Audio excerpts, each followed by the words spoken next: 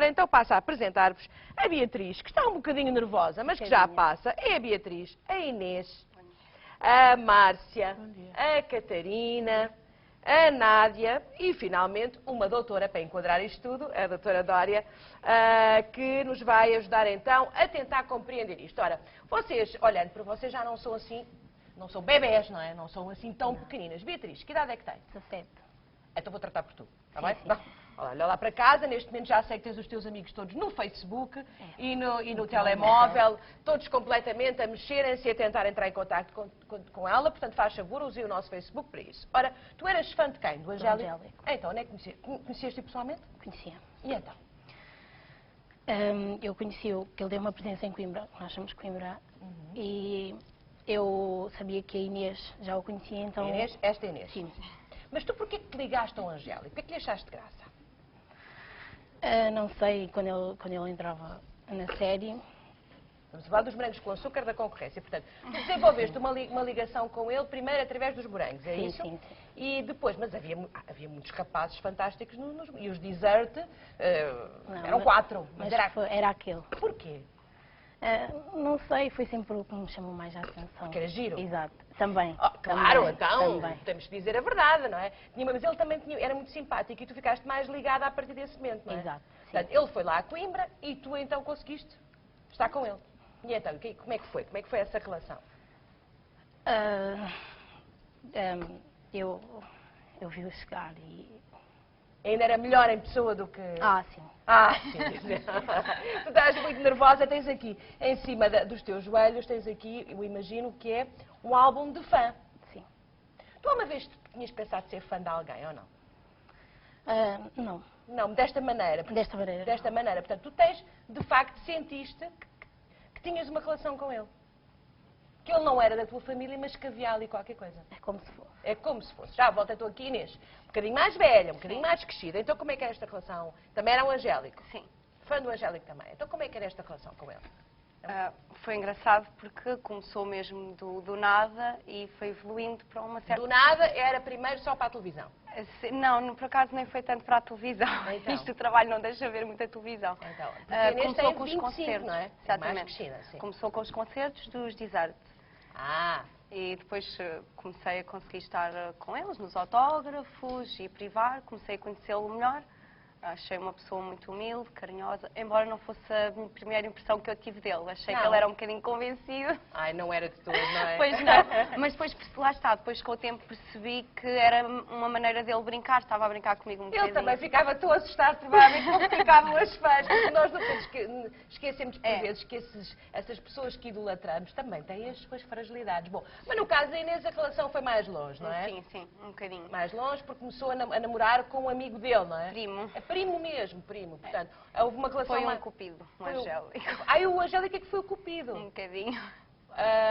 Relação que se mantém até hoje? Sim. Portanto, então, por si, a morte do Fizemos Angélico foi sentida de uma maneira inteiramente, não diria inteiramente diferente, mas com... Sim. Primeiro é muito complicado lidar porque o facto de eu ter começado a gostar do artista e não da pessoa, porque eu adoro o trabalho dele, deixa-me sempre ali num ponto um bocado complicado, porque eu nunca consegui unir bem as duas coisas. Olhava para ele sempre um bocadinho como aquele artista que eu fui conhecendo. Pois, isso a determinada altura até pode ser um bocadinho confuso, não é? É um bocadinho, às vezes. Mas não tirou nada do brilho, nem do esplendor, nem da admiração. Porque às vezes conhecemos um ídolo, descobrimos que ele é uma pessoa que não interessa nada. Às vezes acontece. Não foi o caso. Não foi o caso. Olá, Márcia. Que nervosa que eu estou, a Márcia. Tão nervosa. Também fã do Angélico. Sim. Idade? 16. 16. Bem, 16 muito espigados. E então, Márcia, também ligada, prover, houve contacto direto? Houve. Bom? Bom. Bom, não é? Portanto, ele era muito simpático, não é? Muito gentil. A morte dele, como é que foi, Márcia? Gostou muito. Imagino que sim. Portanto, o que é que te custou mais? Foi, tu viveste a expectativa de que ele pudesse sobreviver, não é? Sim. Andaste lá foste lá ao Porto, estiveste à porta do hospital, fizeste essa parte ou não? Não. Não. E não fizeste porquê? Porque não te deixaram, provavelmente. Não, porque era longe. Porque era longe, os teus pais não te deixaram ir. Sim. Se tivesses tido a possibilidade de ir, tinhas ido? Tinhas estado lá? Tinha. Porquê? Porque queria lá estar ao pé dele. Mas olha, tu, embora o conhecesses, não conhecias como provavelmente a Inês, tu não tinhas uma ligação de facto de família com ele. Não, mas era como se tivesse. Sentias-te legitimada pela tua admiração, era isso? Sim. Era? Portanto, sentiste muito. Foste ao funeral? Fui. Porquê? Porque queria prestar essa última homenagem. Foste. E os teus pais aconselharam-te a fazer isso? Também foram. Choraste muito? Muito. Ainda hoje choro. Ainda hoje Às choras. vezes. Então já iremos aqui, porque é uma dor então que ainda não passou. Ainda não Totalmente passou. não. Bom, ora, julgo que a Catarina, se calhar também era fã do Angélico, mas era do Francisco Adam, não é? Portanto, do Dino. Estava aqui à procura do nome do Dino. E então, já passou uma série de tempo. Como é que é, Catarina? Já passaram 5 anos. Agora já se lida bem com... Na altura foi muito complicado? Foi. Que idade é que tem? Eu tenho 16. 17. 17, portanto, na altura 12. Não, ainda tinha 11. 11. Ainda Portanto, tinha 11. muito pequenina, muito pequenina. Foi complicado? Foi. Foi muito. Mas 11 anos, então não se percebe de tudo o que está a passar. Consegue-se perceber. Sim, deu para perceber bem o que é que estava a passar. Deu, mas num caso, por exemplo, aqui temos no caso do Angélico, o Angélico tinha uma outra vida fora da ficção, uma outra vida artística. O Dino não. O Dino era um dos grandes problemas a determinada altura, era as crianças que seguiam os morangos com açúcar não saberem distinguir aquilo que era a realidade e a ficção. Exatamente. Aconteceu-te isso ou não? Não.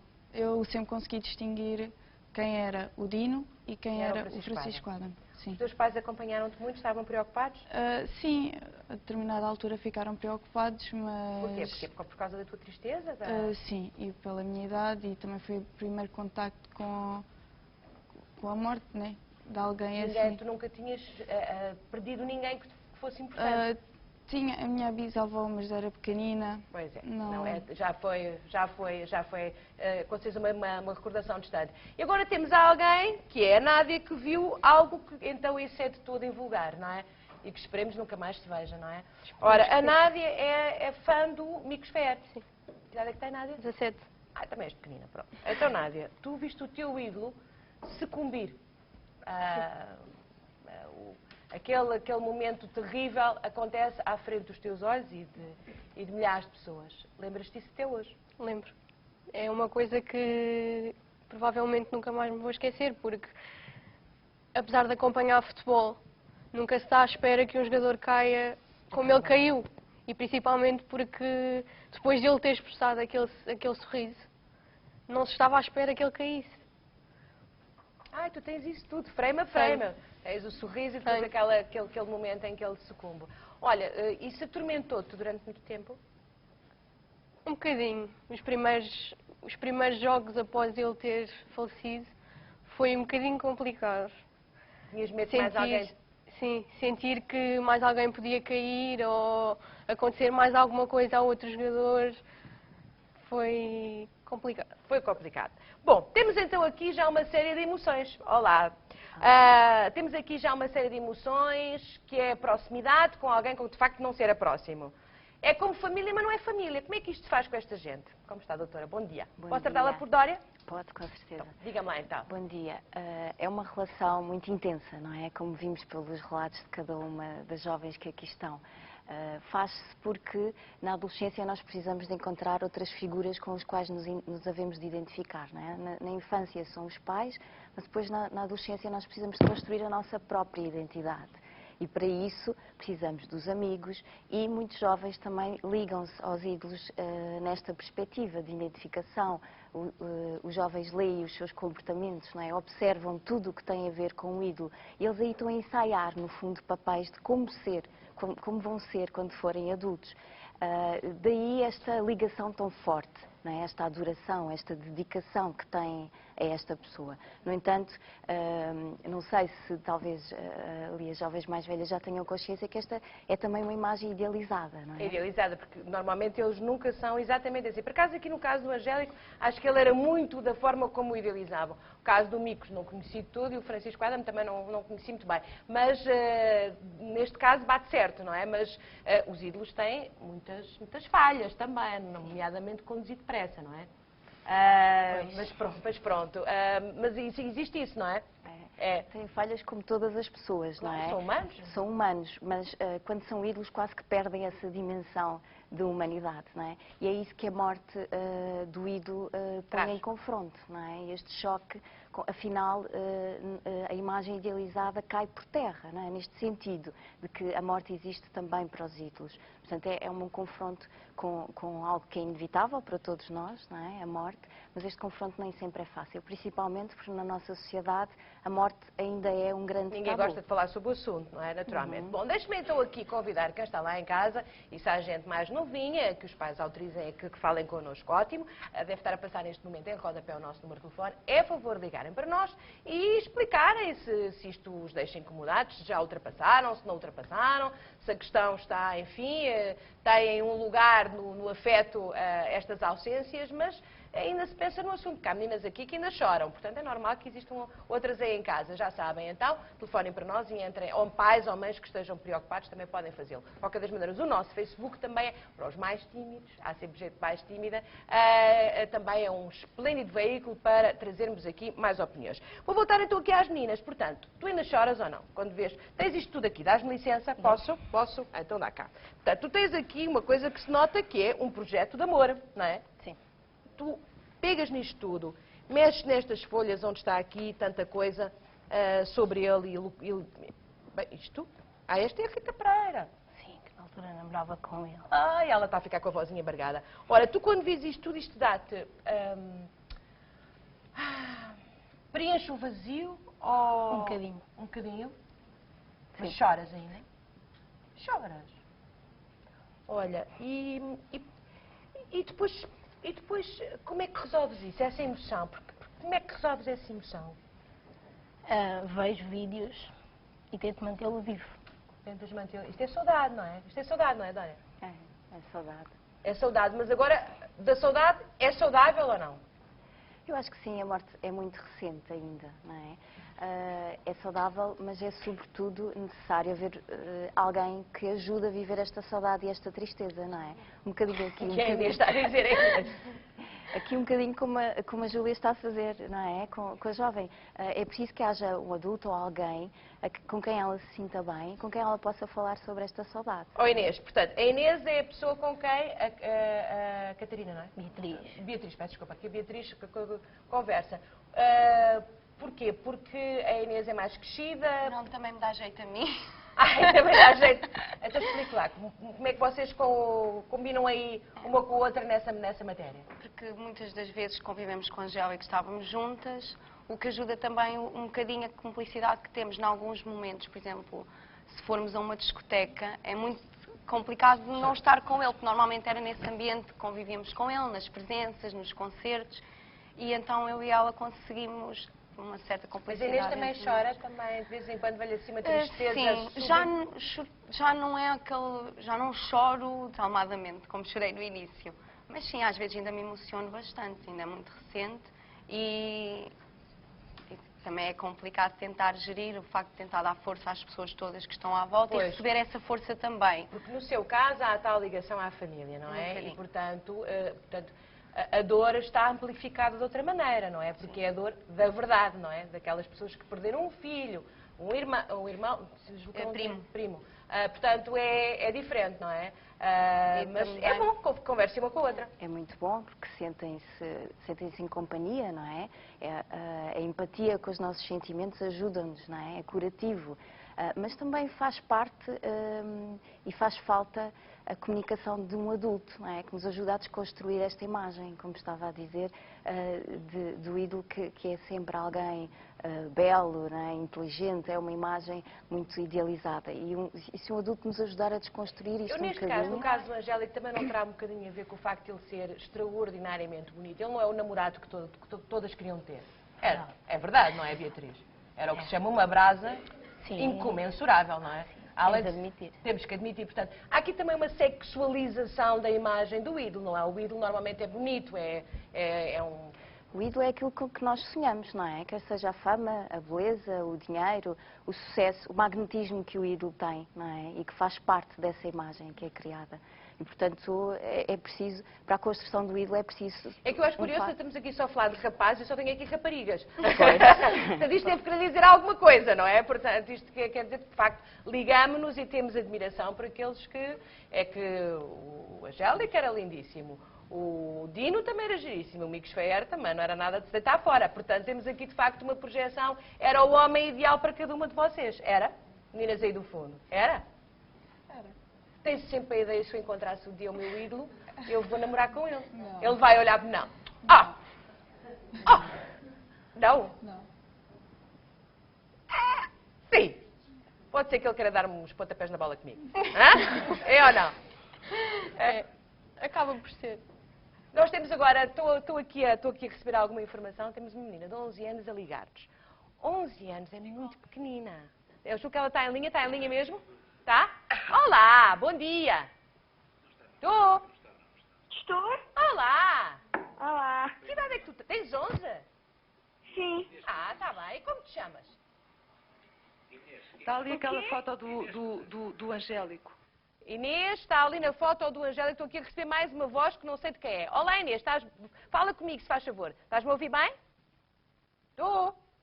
Temos aqui um momento de confusão de comunicações. Mas a Inês tem 11 anos. Será, Dória, e 11 anos é muito terrinha. Mas a adolescência começa precisamente aos 11 anos e, portanto, esta admiração pelos ídolos começa até muitas vezes mais cedo. Começa mais cedo que os 11? Muitas que é vezes. Rato Mickey, não? Que não existe. Há com certeza crianças que admiram, nomeadamente o Francisco, não é? Portanto, há crianças mais novas que têm ídolos também. Começa mais cedo. Mas é saudável, é o que eu pergunto. Pode Os pais ser. devem estar atentos ou não? É saudável ter ídolos, mas sim, os pais devem estar atentos. Olá, Inês, agora já me estás a ouvir?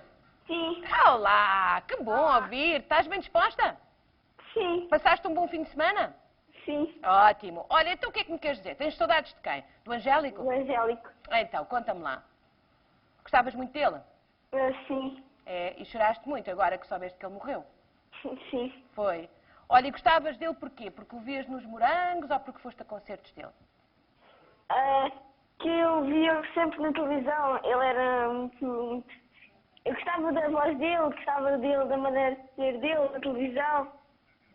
Olha, e aí em casa, como é que foi? Quando ele morreu, choraste muito, os teus pais estiveram atentos, como é que foi? Sim. Sim? Mas falaste com os teus pais sobre isso, a tua mãe e o teu pai disseram: oh filha Inês, então tu nem conhecias o rapaz, estás para aí tão triste, foi isso que eles disseram? Não, eles apoiaram-me. Que aconteceu a gente. Pois, mas tu já ainda te lembras disso ou não? Conta-me lá. Ainda andas a Do quê? pensar no Angélico, ainda pensas nele? Sim. Sim, está bem. Então pronto, deixa-te estar aí um bocadinho mais em linha. Beatriz percebe isto tudo, não é? Mesmo com 11 anos, não é? Sim. Porque a carreira dele nos Morangos começou quando eu tinha 11 anos. 11 anos, não é? Portanto, é normal. Qual das meninas é que já depois da morte do Angélico resolveu fazer-lhe uma homenagem fazendo uma tatuagem? Foi a Márcia. Conta, tens a tatuagem? Isso mostra assim um bocadinho mais para a frente, portanto, isso é um símbolo que está ligado ao Angélico, é? É a tatuagem igual a dele e o olho dele. Olha, e porquê que fizeste isso? Porque queria-lhe fazer esta homenagem. Certo, mas fica no teu corpo. E um dia destes, se calhar, apaixonas-te por outro ídolo. Podes gostar de outro, ou de outra. E depois tens uma tatuagem de alguém de quem gostaste muito, mas que já não está tão presente na tua vida. Pensaste nisso ou não? Pensei, mas naquele momento era o que eu queria fazer. Mesmo antes de eu morrer já queria fazer a tatuagem.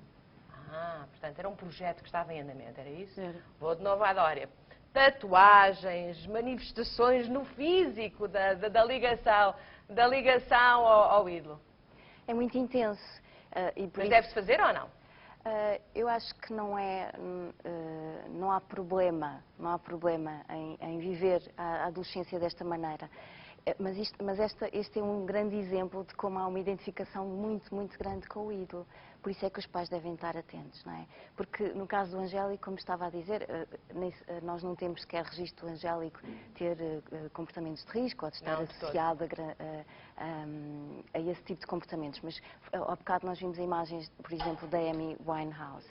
E aí é um ídolo também para muitos jovens, em que os jovens têm que saber ler quais são os comportamentos da Amy Winehouse que eu admiro e que eu quero seguir, né? Aquele magnetismo, uma grande cantora, talento imenso, não é? o talento, exatamente, mas quais são aqueles que eu não quero seguir. Portanto, isto é preciso falar com o adulto, com os pais, nomeadamente sobre isto, não é? Os pais é que têm esta missão de esclarecer os jovens e desconstruir esta imagem, porque é preocupante se os jovens seguirem todos os comportamentos de um ídolo que tem. Ora, nem mais, ó, que para ter aquele perfil um bocadinho diferente é preciso, enfim, exagerar em tantas coisas, como por exemplo no caso da Amy Winehouse. Agora tenho aqui ao telefone a Marlene, que não sei que idade tem. Olá, Marlene, bom dia.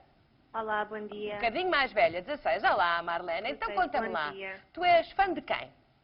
Eu era fã de Francisco Adam. E então, choraste muito? Chorei bastante, embora muito nova. Também eras muito novinha, tinhas pai 11, Sim. não é? Sim, tinha 10 anos. Foi uma morte muito sentida, a morte de Francisco Adam. Olha, e conta-me como foi. Foi complicado. Na altura não tinha muito apoio em relação a isso dos meus pais. Não tinhas? Não, os meus pais sempre foram umas pessoas muito passadas e não dão muita atenção a este assunto. Televisão, sempre a distância. Sim. E isso marcou-te, foi? Sentiste sozinha no teu desgosto, foi? Felizmente tinha a minha irmã que, embora longe, contactou comigo, falou comigo. Foi um grande apoio. Foi um grande apoio. Olha, e agora que és mais crescida e que, enfim, já deves pensar um bocadinho e tens as tuas emoções hoje organizadas de outra maneira, achas que à época valeu a pena sofrer assim tanto? Valeu. Valeu? Porquê? Valeu e vale. Porquê? Porque o Francisco Adam era uma pessoa inacreditável. A própria alegria dele era inexplicável. Ele tinha uma alegria de vida e ainda hoje permanece um póster dele no meu quarto e há de ir comigo para todo lado. É, portanto, aquilo que te ligava ao Francisco, o tempo e o teu crescimento não apagou. Nunca vai apagar. Nunca vai apagar. Será? Oh, Marlene, podes ficar aí mais um bocadinho? Podes? Deixa-me ir aqui à nossa psicóloga, que ela sim sabe muito destas coisas. Então cresces se os ídolos ficam no mesmo sítio?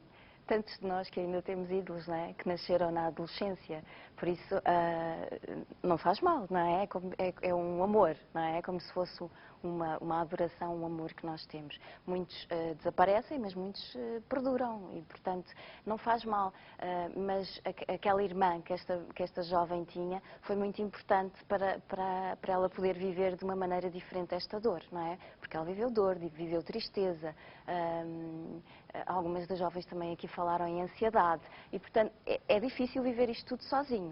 Não é? E se os pais então acham como é uma coisa da televisão que não tem importância nenhuma, e é normal que alguns pais pensem isso. Muito obrigada, Marlene. Eu sei que tenho mais meninas em linha. Há uma também muito pequenina que no Facebook diz-nos esta coisa extraordinária, que quando morreu não sei se o Francisco,